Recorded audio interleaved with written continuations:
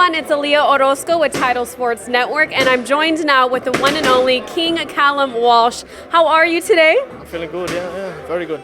We are out here in LA, you guys, at the Wildcard Boxing Gym, which is a very important place for you, and I'd love to start there. Talk to us a little bit about your transition from Ireland to America and partnering with Freddie Roach. What's that been like? Yeah, so I've been here about 3 years now, and every day is just something new, you know. It's like at the Wildcard, everybody goes up here to train, so I get the best training, I get the best sparring. Every day is like you don't know who's going to be here, you know, so that's been the best thing for me. And obviously training with a legend like Freddie Roach, you know, with my amateur experience and Freddie Roach's professional experience, you know, I think it's a perfect combination. Did you ever see this for yourself, like training with Freddie Roach in Los Angeles? You know, I came here once when I was 15, and I met Freddie, and I got a picture and I got a t-shirt, and I decided if I was ever going to go pro, I was going to come back here. And yeah, I just showed up here one day and decided, like, one day I was in Ireland, I was like, you know, I'm going to go to LA and I'm going to train. And I showed up here at Freddie's gym, and he let me come in, and he made me spar my first day to see what I could do. Really? And he said, all right, you can come back tomorrow, and it's just been like that every day since, yeah. What? So what was that decision like then when you were in Ireland and you're like, I'm going to come to LA? Was there anything that really triggered it, or what made you want to pursue boxing professionally instead of MMA? Because I know that's a passion of yours too. Yeah, so I was trying to qualify for the Olympics back in Ireland for boxing, and I lost in the final for the qualifiers, and then COVID happened, you know, and everything shut down, so there was no gyms really open in Ireland. So I decided I knew these gyms were open here, so I decided I was just going to go to LA for 3 weeks and train, and I got in here with Freddie, and I ended up staying for a year and a half. So. What has been the most shocking thing about your experience so far? Like any surprises or just anything has happened that you weren't really foreseeing for your career? Yeah, the whole thing is shocking, you know, and I never even intended on turning pro, really. I just came here and just decided to train, and next thing, now I'm standing here with you, you know. It's like, I don't know, I'm still waiting to just wake back up in Ireland, you know. It feels like a dream. I love that. And do you see yourself one day going into the MMA, like really making that professional debut? Oh yeah, definitely. I think so. You know, it's I've loved MMA my whole life. My girlfriend is a professional UFC fighter, you know, so she's right there. Yeah. But Tabitha Rishi, yeah, she's right there. But yeah, the really strong girl, if you see her. No, I know exactly what you're talking about once you said that. Like, okay. But yeah, I think I will. You know, I think I'll do boxing for as long as I can, win as much as I can, and. I don't think I can finish my career unless I fight in the UFC, you know, have a couple of MMA fights, and yeah, I'm looking forward to it, but boxing is my main priority right now, yeah. And what is your relationship with Dana White like? How did you guys meet, and what was that process like of him really choosing to help make you a star and give you that world title opportunity eventually? Yeah, you know, it's crazy because Dana's somebody that I've watched on TV for so long. You know, I've been watching Conor McGregor fight since I was 11 years old, and watching Dana White on the TV, and I come to LA and everything starts falling together. You know, like I signed with Tom Loeffler, and Tom brings me down to meet Dana White, and so I was sitting in Dana White's office thinking, what's even going on, you know? And yeah, me and Dana have a very good relationship. You know, he's going to help me get a fight back in Ireland, and obviously he wants to. He likes Freddie Roach, you know. That's a big part of it too. Dana and Freddie go back a long way, and that's one of the reasons he's helping me. He knows that Freddie Roach doesn't take on anybody that's not worth it, you know, and I think that's why he really believes in me, and he wants to help me win a world title, and I think I can, you know, and I believe in myself, and Dana believes in me, and I think we're going to take over the sport of boxing. I love to hear that. And you mentioned a world title. How do you see yourself getting there? What's the plan? Yeah, you know, I think I'm on the right path now. I have the American Continental title, you know, I'm going to defend that a couple of times, and I know Tom's other fighter just won the world title, so, well, the interim, so yeah. I don't know how that goes, but I don't know, you know, I don't make the plans, I just do what they tell me, and whoever they put in front of me to fight, I'll fight, and do my best and try to win it.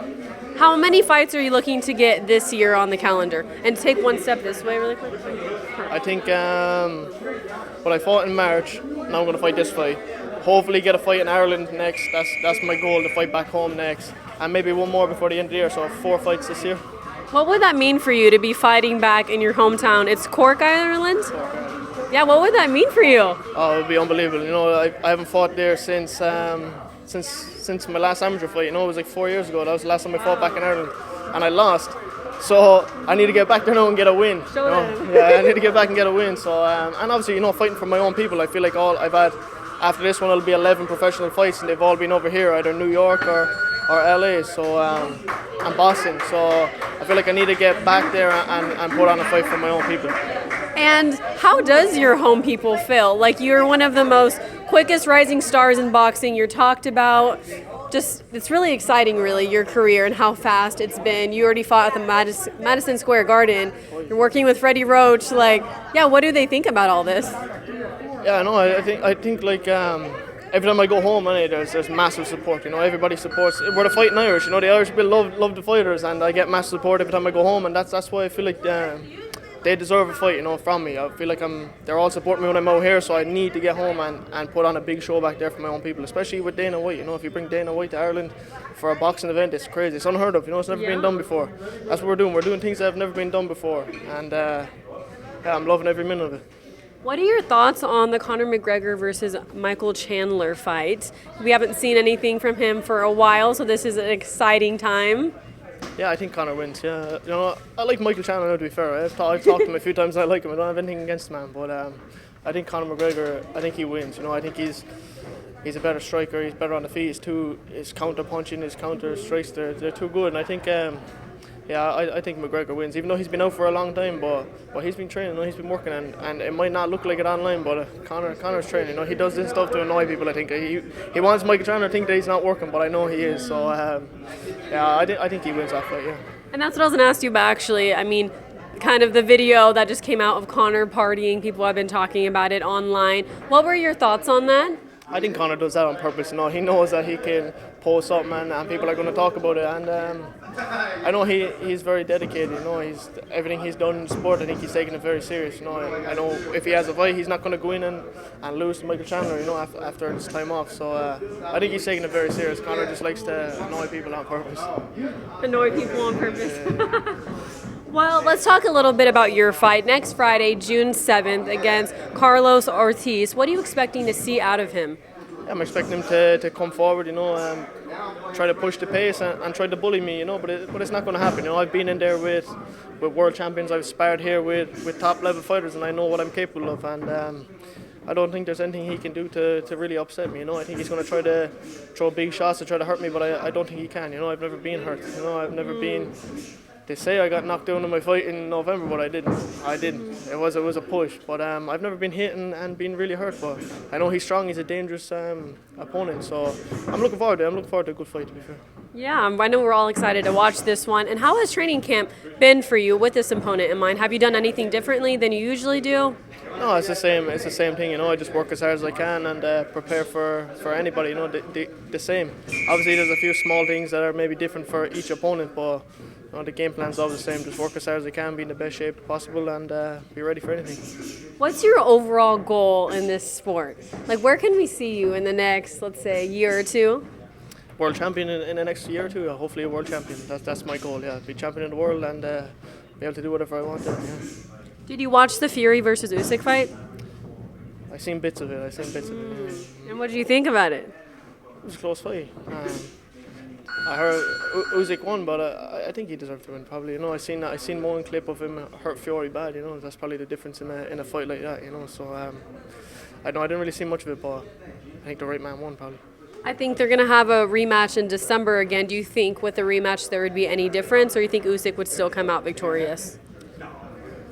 Usyk's a very good boxer. You know, he's very good. I know Fury is too, but yeah, I think Usyk's he's too good. You know, he's very for that heavyweight too. I think he's too. I just think he's too good. Yeah. And in your opinion, who do you think are the top 3 boxers right now, just overall, like any division, like any you really look up to or have been liking their work? Like every boxer, like top 3 out of all like the boxers. Like pound for pound, top 3. I don't even know, to be honest. I don't really watch much boxing, but I suppose I don't really watch much of it, to be fair. But I suppose Canelo will be up there, wouldn't he? He'd probably be. Canelo? I don't really know, to be honest. I don't even watch much boxing, really. Are you one of the people that want to see the Canelo versus Benavidez fight? Yeah, I think that fight should definitely happen. Yeah, I've seen Benavidez spar here before, and oh wow.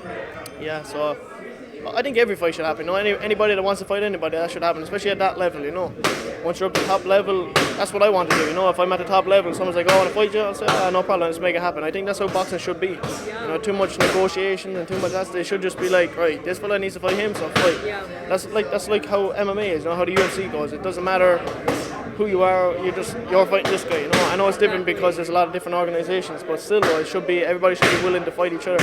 I definitely agree with that. And is there anybody you have your eye out on? Nah, nobody. You know, I'm just fighting whoever they put in front of me and seeing what happens. To be honest, you know, that's what I'm doing. That's how I live my life. I just fight whoever they put in front of me and see what happens. I love it. Well, I know we're all really excited to continue to watch your career. Any last words for all the fight fans watching? I suppose just tune in next Friday, UFC Fight Pass up at the 2-Match Casino. If you're around, come up there and have a look, have a good fight. I'm fighting a tough opponent this time, so nobody be talking shit about my opponents. He's tough, he's 14 wins, 14 knockouts, so I might get knocked out. No. If you don't like me, you might see me get knocked out. Yeah, you guys gotta watch. You're gonna watch in here, yeah, that's the main thing. Watch and see. Well, thank you so much. I appreciate your time. Best of luck. Thank you so much for watching, and please make sure to like, comment, and subscribe for more content. Until next time.